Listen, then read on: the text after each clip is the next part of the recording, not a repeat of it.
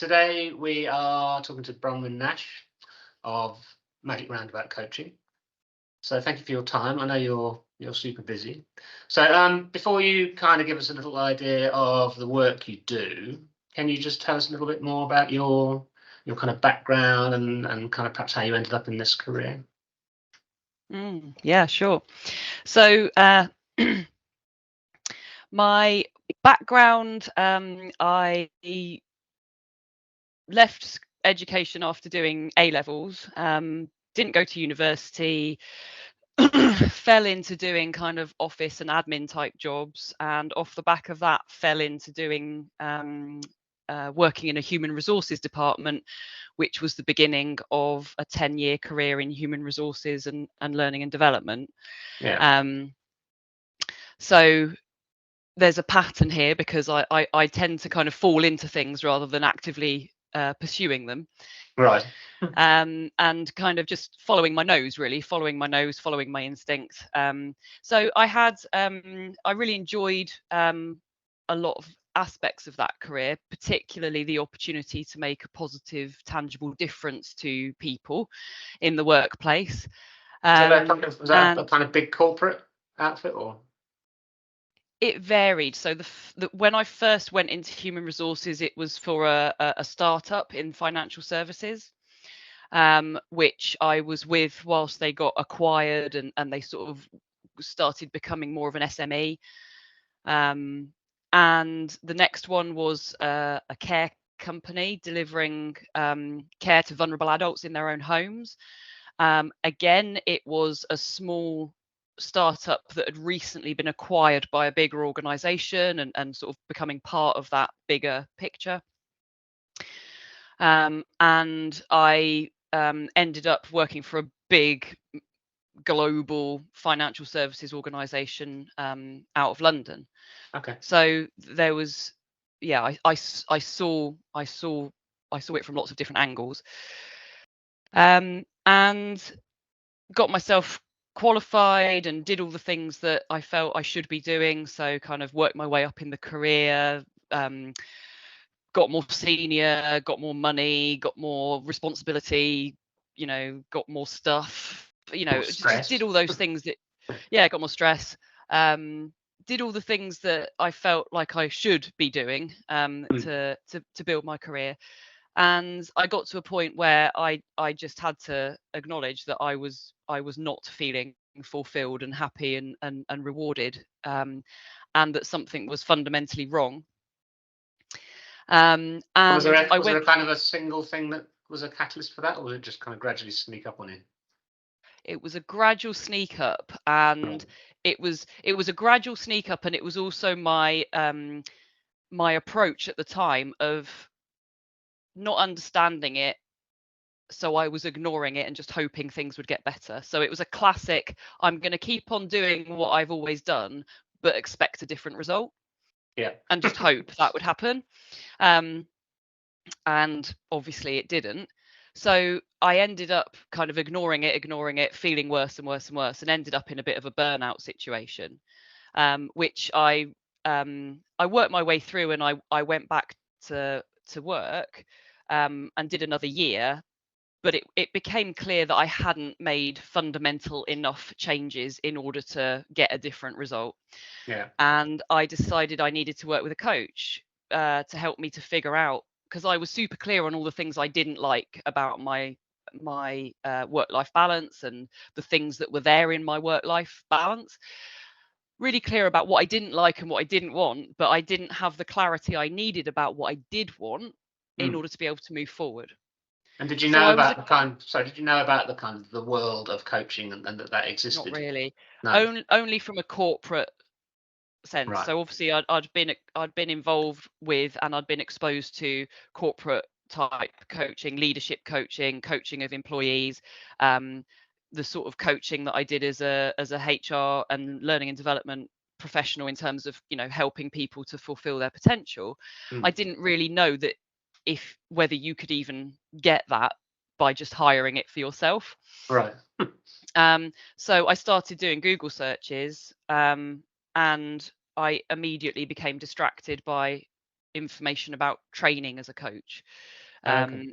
So, you know, people with really good marketing algorithms where the minute you put coaching into Google, you get loads of information about training as a coach, so various different coaching schools.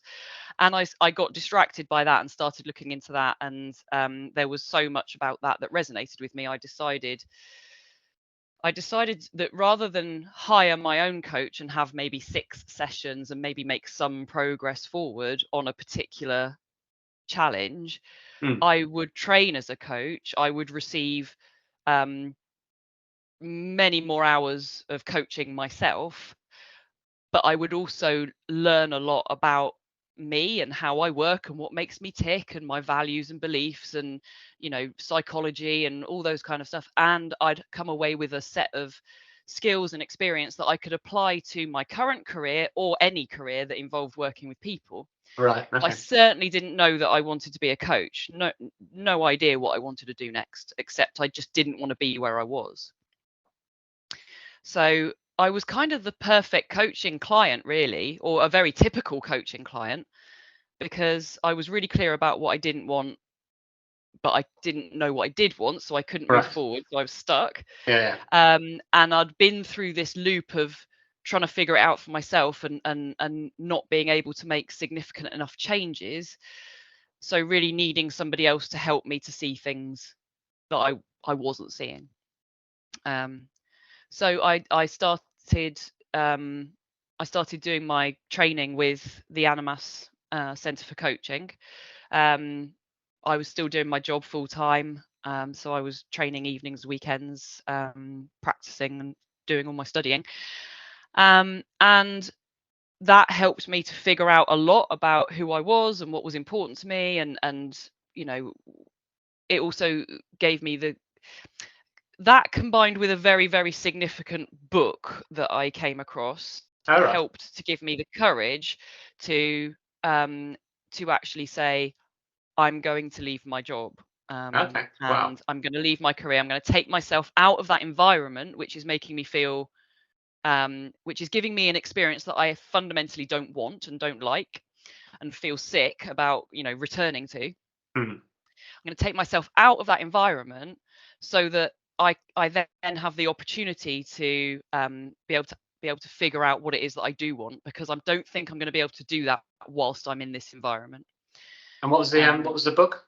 Well, you're not well, allowed it to say. involves swearing, so are you okay with that? I can survive that. It's called Fuck It Therapy. Ah, good. Yeah, yeah.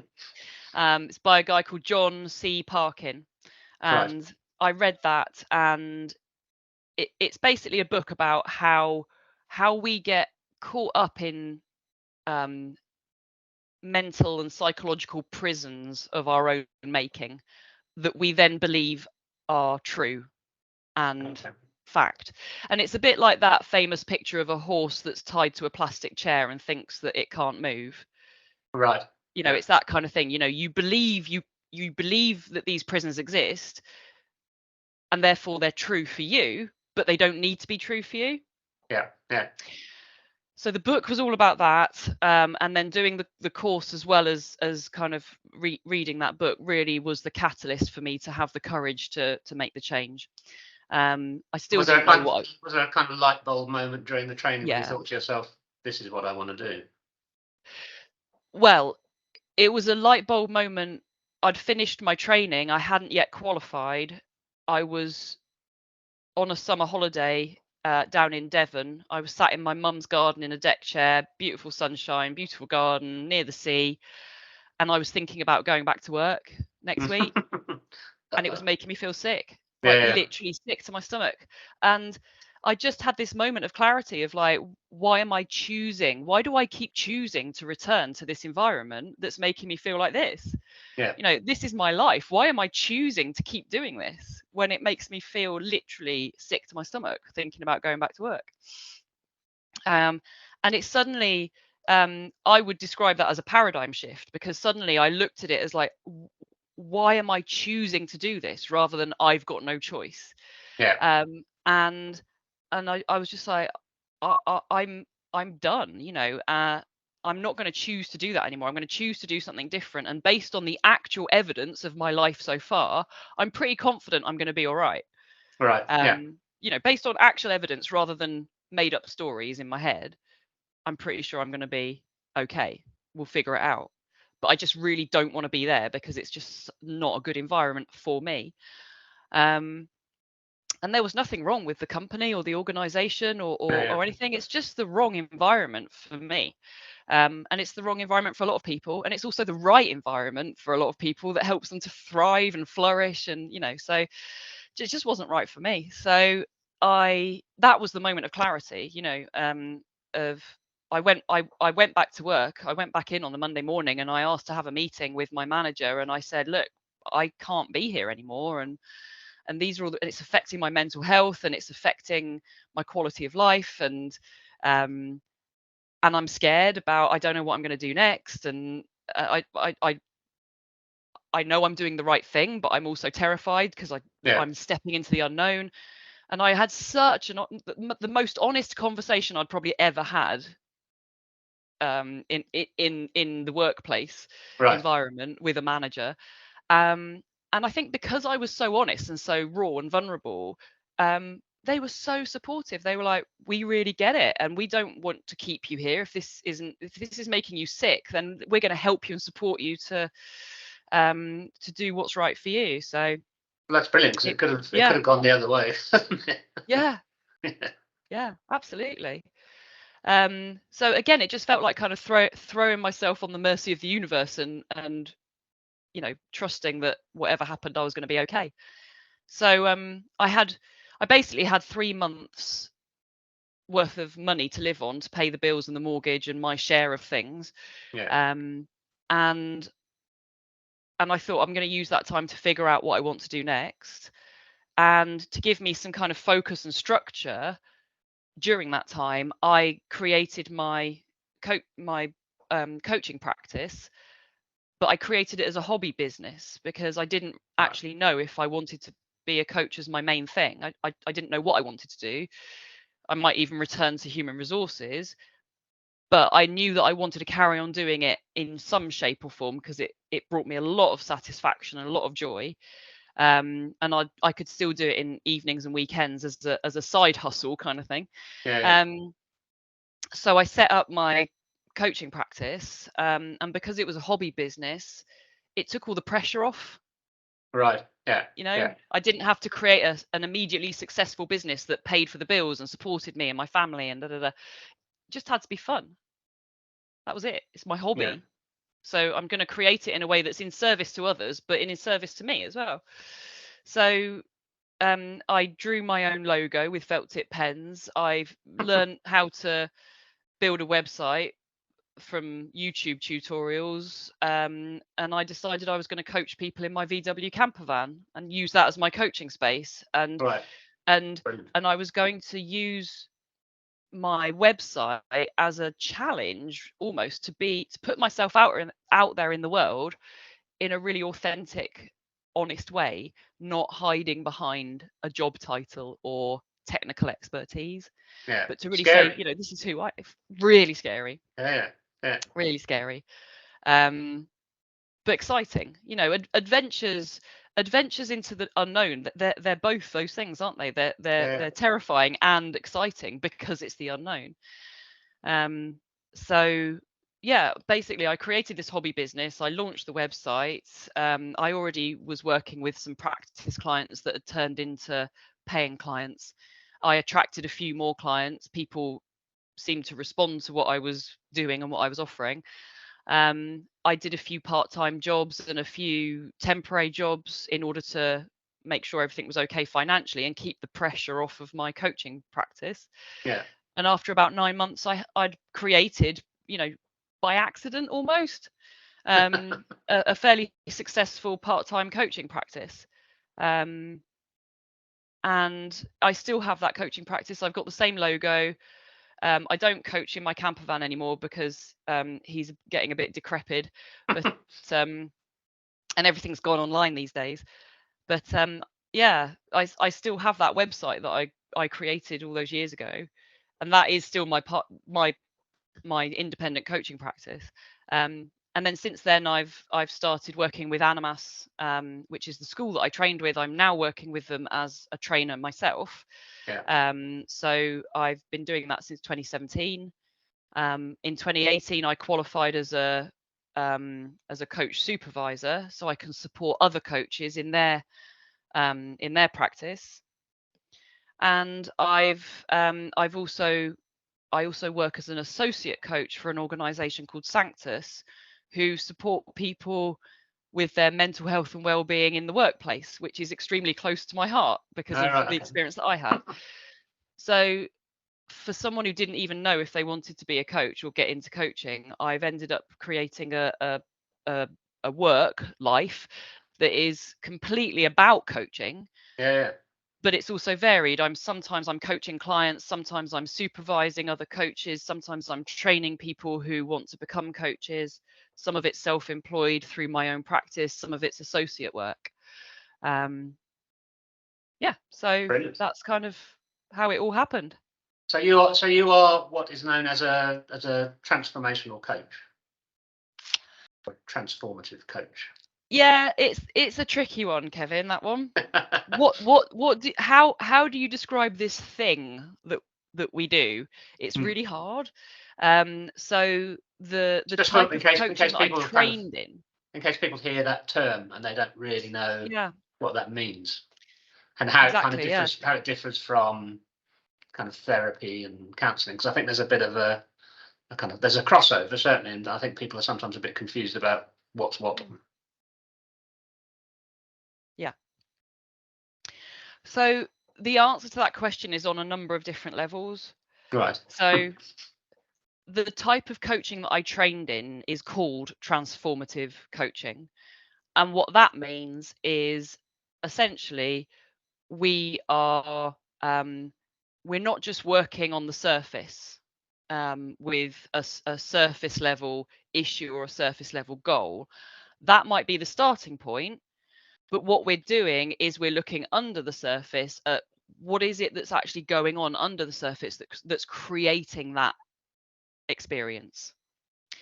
And we're looking at the bigger picture, so not just that narrow focused goal or issue, but on a much broader and a much deeper level, to try and figure out what is it that's happening that's creating that surface level experience, and then working at that level. Because otherwise what happens is you end up dealing with lots of symptoms and not really tackling what's going on at the root. Yeah. Now, what's going on at the root could be any part of a person's internal system of thinking and feeling and beliefs and values and expectations and assumptions and upbringing and all kinds of stuff, and the environment that they're functioning in, whether that's a work environment, a social environment, whatever. So there's the external system that they're operating in and the internal system. So Yeah. what we do in transformative coaching is we pay attention to all of that to see what's actually going on that's relevant to the thing that's going on the surface, and then create change at the root. Right. And what tends to happen when we create change at the root is that something changes in the internal system, which means that what we're experiencing on the surface changes. It looks different, it feels different. Things that seemed like obstacles or problems don't seem that way anymore, or it seems really clear and obvious what we need to do and what we want to do. So that's the type of coaching that I trained in. Yeah.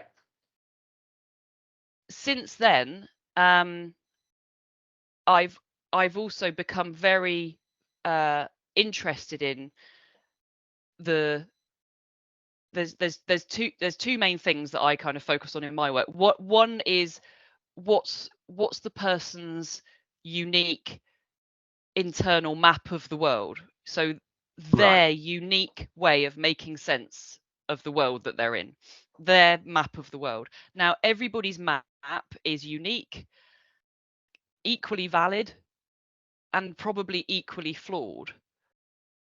Because if you get 10 people to create a map of the same place, Yeah. they're all gonna create a slightly different map, right? Yeah. And it's exactly the same. So we use that map to make sense of the world and to navigate the world, just like we'd use an actual physical map to navigate a new town or a new country. But it's useful like a map is useful. It's simplified. It only contains certain information, and there's going to be a lot of information missing from it. So everyone's got their own map of the world. So that's one part. But also what I'm very interested in is the relationship that people have with themselves.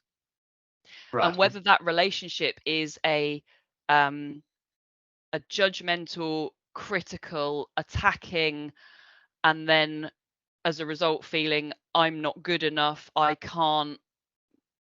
don't have control, I don't have choice, I don't have agency, whether it's that kind of a relationship, which if it was a relationship with another person, you'd probably see it as quite abusive.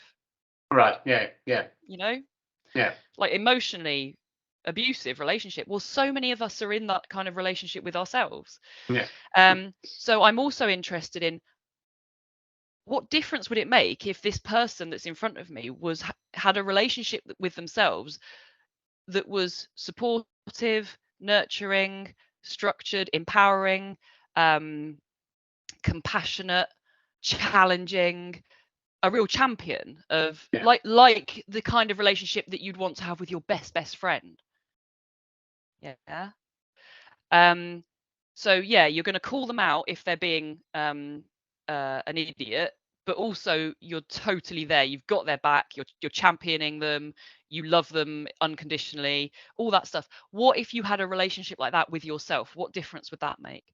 And so many of my clients say, well, actually, if I had that kind of a relationship with myself, all the other problems would probably just sort themselves out.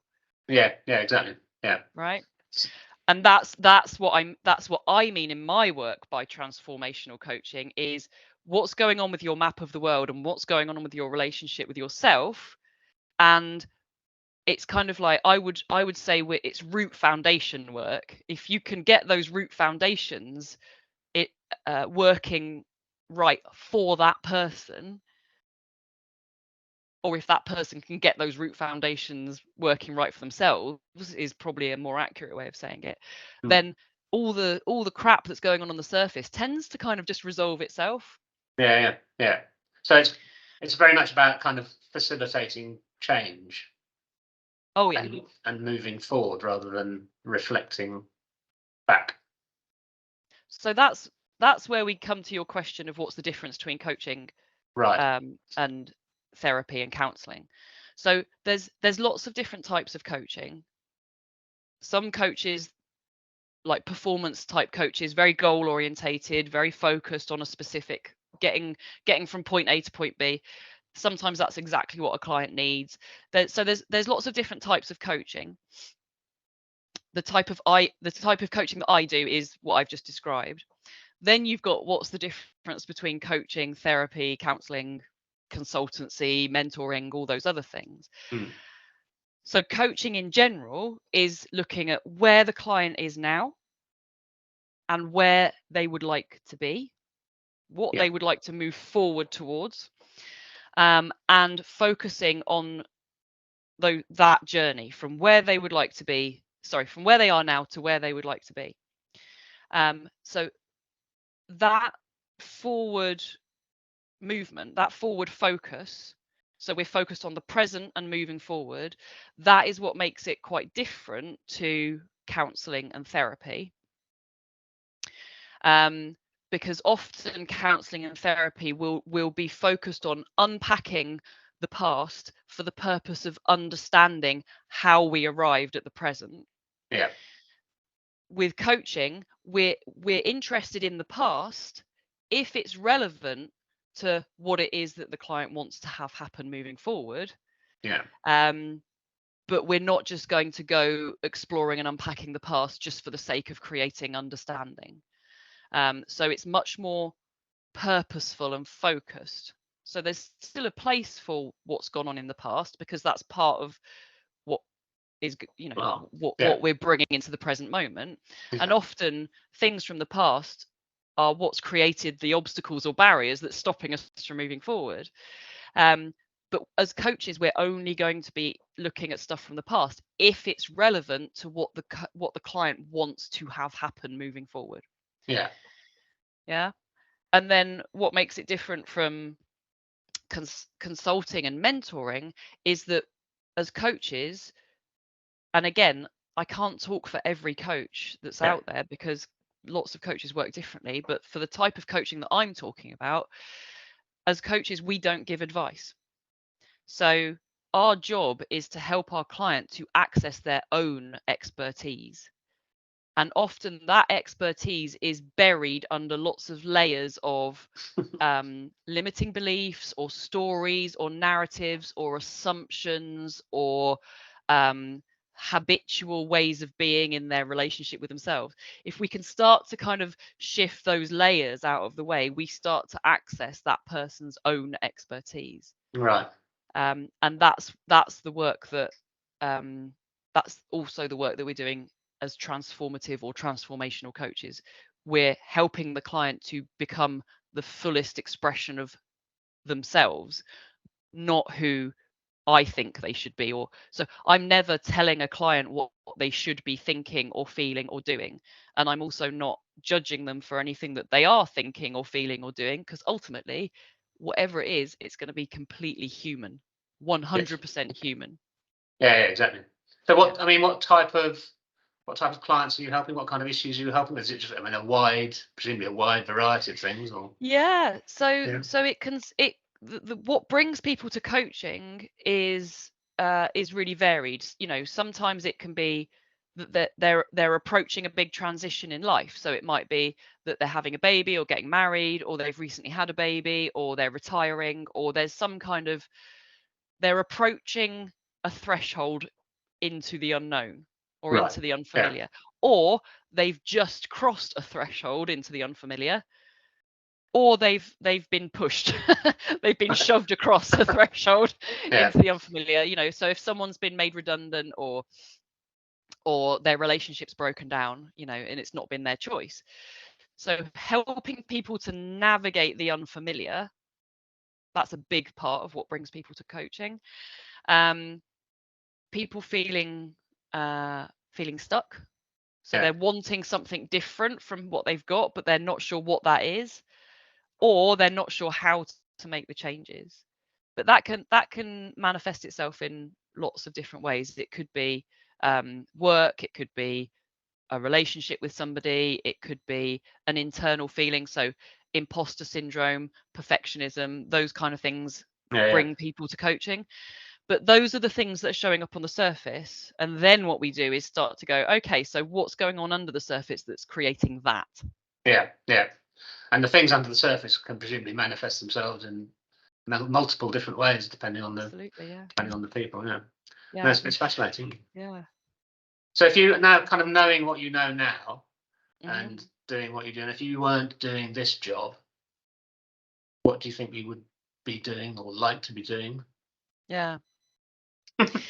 Hard. That's an interesting one, because if this way of being, because what I've experienced is a change in how I am being, a change in how I'm showing up as a human being, which I couldn't stop doing. So I kind of think I'd be doing this work even if I wasn't getting paid for it, because I can't help myself anymore. So if I didn't need to work from tomorrow, if I won the lottery or something and I didn't need to work from tomorrow, I'd probably still be having these types of conversations and these types of interactions with people, because I just can't really help myself anymore. Right. However, if we kind of went back, if I knew then what I know now, like if I knew at the beginning of my career what I know now, then gosh, I just think the options are limitless.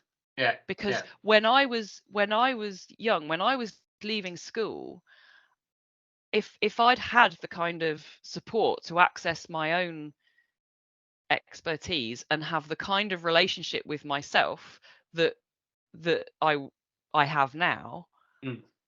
I feel like I could have done anything. I could have been anything because I'd have had that confidence and that belief. Yeah. You know, so who knows? Maybe I'd have been like I don't know, maybe I'd have been doing exactly this. Yeah. Well, if you'd won the lottery, you might have a new camper van, mightn't you? Yes. I might have a new camper van anyway soon because it died quite spectacularly at the Oh, no. weekend. So yeah, we're not sure if we're going to be able to resurrect him. Oh, shame. All right. Thank you for that. That's absolutely brilliant. That's fascinating to talk to you. Really interesting. Is it giving you the clarity that you were? I think so. Yes. Yeah. I mean, it's complicated. You know, there's a lot of stuff going on, a lot of moving parts and all this kind of stuff. So it's good to talk to someone who knows what they're talking about.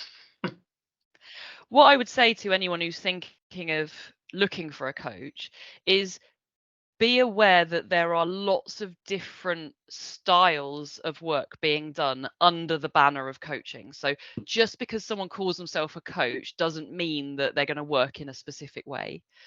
But what I would say is really trust your intuition about finding an individual that you resonate with, that feels like they're the right person for you, because there are so many different people out there who offer so many different ways of working and so many different approaches, and it's about just feeling in, using your intuition to figure out what's right for you.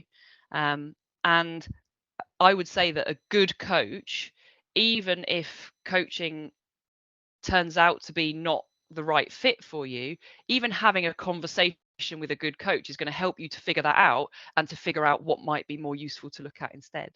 Yeah. So I mean, it's quite an in-depth relationship, that relationship you have with someone when you're kind of bearing your soul and trying to move forward. So it's important that you get on with them, isn't it? Absolutely, yeah. It's important that person can feel safe enough to be able to step out of their comfort zone and to start to look at things and explore things and get curious, and to feel safe enough to be able to do that. So the deeper the work, the more important that is. Yeah. Yeah. Okay, brilliant. I will put links to Bronwyn's website in all the blurb underneath. But for the time being, thank you very much. That was great. Thank you. You're very, very welcome.